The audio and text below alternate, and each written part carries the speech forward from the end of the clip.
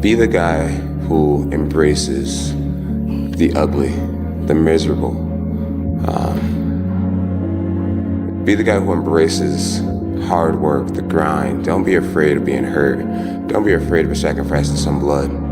Lazy people do a little work and think they should be winning, but winners work as hard as possible and still worry if they're being lazy.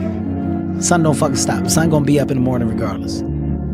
That sun is gonna be up in the morning regardless of how I fucking feel and how depressed I am. The sun is gonna fucking shine in the morning, and at nighttime the moon gonna be there, and you gonna look up, these days gonna keep going by. So do you let the days go by and look up and you done wasted a year doing what? Or do you just pick it up? All right, gotta figure it out, made some mistakes, life goes on. Let me figure out life from this point. I'm a life goes on type of guy. Be a dangerous man. Now, being dangerous is not being a threat. They're two different things. All right? And it's not about going out and lifting weights and getting a bunch of tattoos and wearing leather jackets and walking around with your chest and shoulders up, hulking around saying, I'm dangerous. That's very rarely is that a dangerous man. Often the most dangerous man in the room is the quietest man in the room. And change the things you want to change about yourself. Change them. I know it's hard. Am I perfect? Of course not.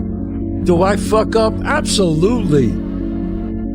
I'm just a work in progress like everybody else. But the idea is to try to not mess up more than you do good. Here's something a guy said recently. This dude said, there's a moment when every boy realizes no one's coming to save him. And that's when he becomes a man. And some boys never get there and stay children forever. I stopped caring about people, that what they thought, being judged. Wow, if I say this, if I started right now, are you gonna make fun of me? I stopped caring about that. And that's when my life started really changing for me, slowly but surely. You know, there comes a day, man, everyone's gonna have this day. There comes a day where being average, being mediocre, shit just fucking burns. It sucks so much. You can't deal with it one more day, and you get off your fucking ass and you create something that's always been there. It's always been inside of you trying to come out, but you've never wanted to unwrap it because it's too much fucking pain and commitment. You were scared you were gonna fail. You were scared if you started, you never finish it. You didn't want to tell anyone about it. You knew it was there, but you never wanted to embark on it. Pain is passed down from father to son and son to son. A lot of pain in Troy's life is a result of the pain and damage from his father that he then visits on his son. We have to, as black men, be mindful of that. Sometimes it's unfair, and sometimes we take it out on those we love. And I'm guilty of that frustration that we all have. But we have a responsibility and a duty to be fathers, not to just make babies, but to be real fathers. And you can't expect any good to come to you if you don't visit any good on your son or your daughter. So, be a man. I go to such places in my mind and I study the darkness. Hey, look around you. There was no fucking team. It was you. There was no weight loss program or mom and dad waking you up saying you can do it, you can be better, trying to build belief. You built belief when you had nothing. Rock bottom. You did that. So as times get hard for me, the truth comes out. You're a man. You are a man. Stand up and be a man. Make the hard decisions. Make the sacrifices. Make the unpopular decisions.